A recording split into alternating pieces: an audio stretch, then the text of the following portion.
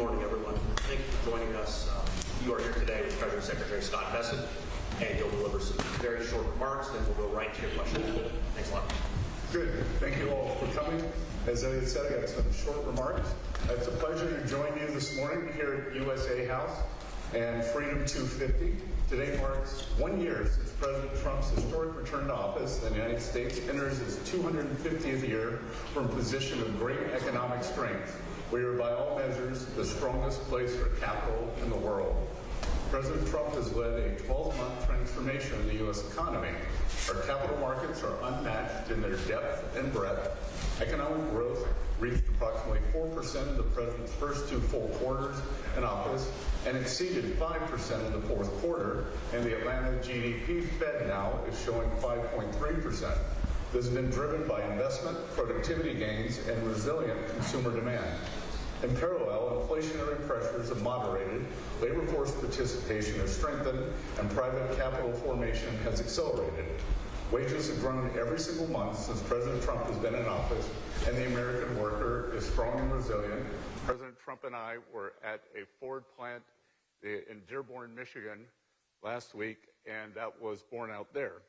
Here in Davos, amid ongoing uncertainty for other countries, market participants are increasingly seeking out jurisdiction that offers stability, clarity, and scale.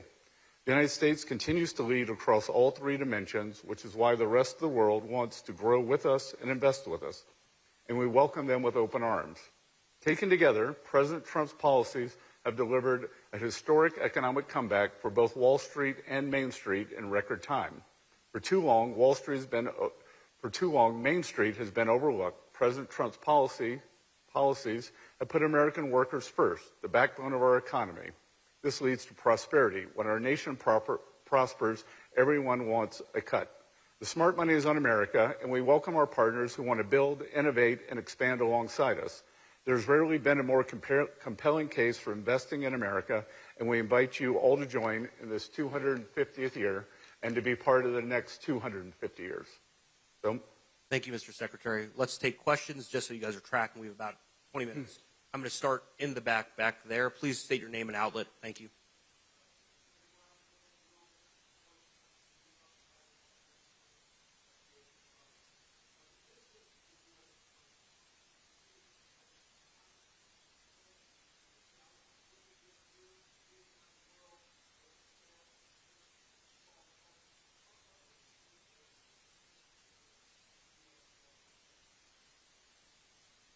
Good. Well, as I've often said, the Trump economic plan is a 3-legged stool. It is trade, tax, and deregulation. Trade, we have signed historic trade deals, and we are bringing in the hundreds of millions of dollars of tariff revenue. But more importantly than that, on the other side, and I think what goes unnoticed and it should be highlighted, is as we do these trade deals, not only is the U.S. taking in revenue, we have pushed down the tariffs mostly to 0 with other countries, and we've taken down non-tariff trade barriers. That's why you saw a dramatic jump in exports in the U.S. in the 3rd quarter. On tax, we got the one big, beautiful bill done on July 4th, which no one said could be done. And in that, we have full expensing, permanent, which gives business great certainty for equipment. We have full expensing for factories and ag structures, so we are seeing a CapEx boom. The CapEx is up 12%. In the history of economic cycles, CapEx booms always lead to employment booms. And then thirdly, and the silent part that is really taking hold now, is the president's deregulatory agenda. For too long, we have over-regulated.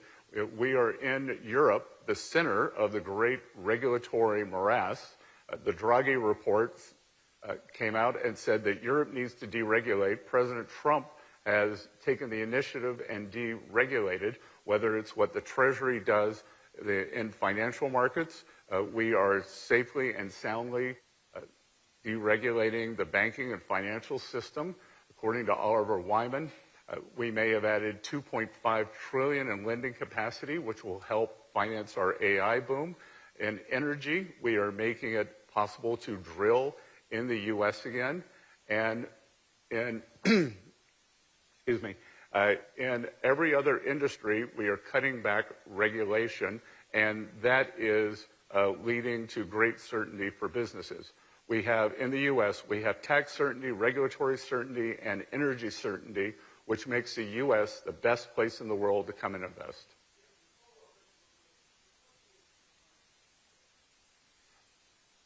We have 4 fantastic candidates. It will be up to the president, and I would imagine that he will have an announcement maybe as early as next week. Great. We'll start up here in the front. Name and outlet, please. Thank you. Right there, yep.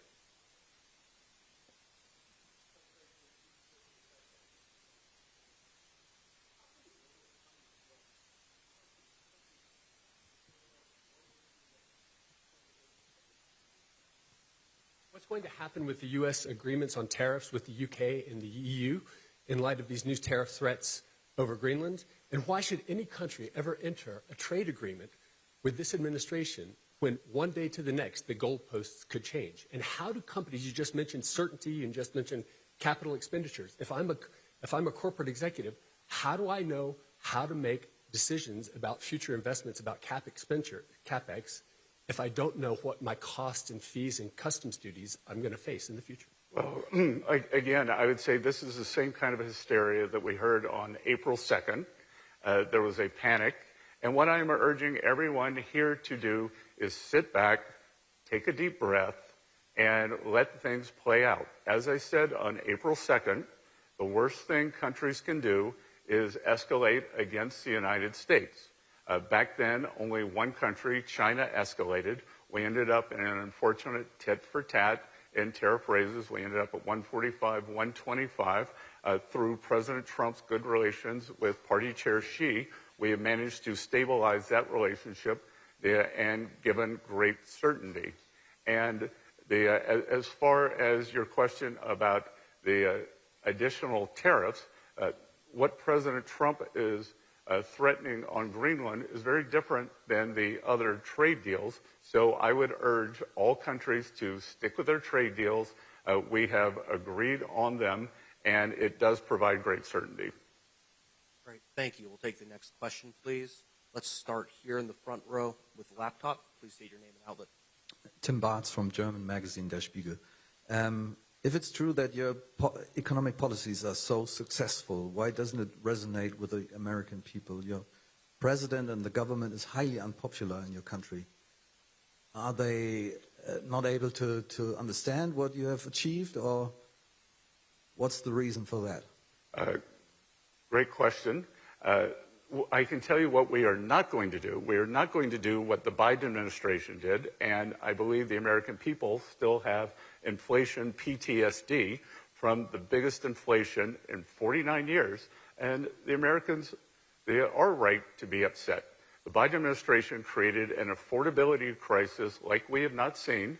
We are working to bring that down, and please recall that many outlets in this room said that it was a vibe session. The American people do not know what they are feeling. They don't know how good they have it.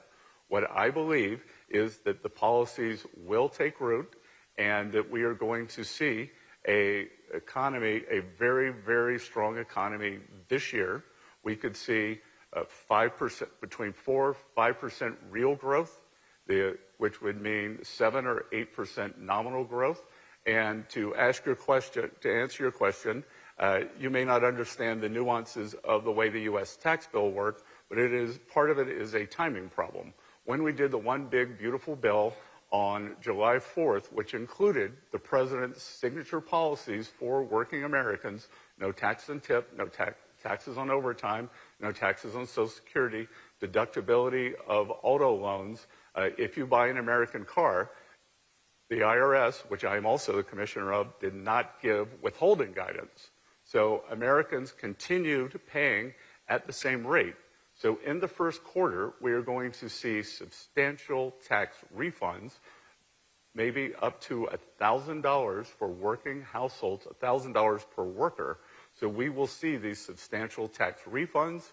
The Americans will adjust their withholding, and they will get an automatic bump up in their weekly or monthly paychecks. So I think that we are on the cusp of an acceleration that working Americans will feel.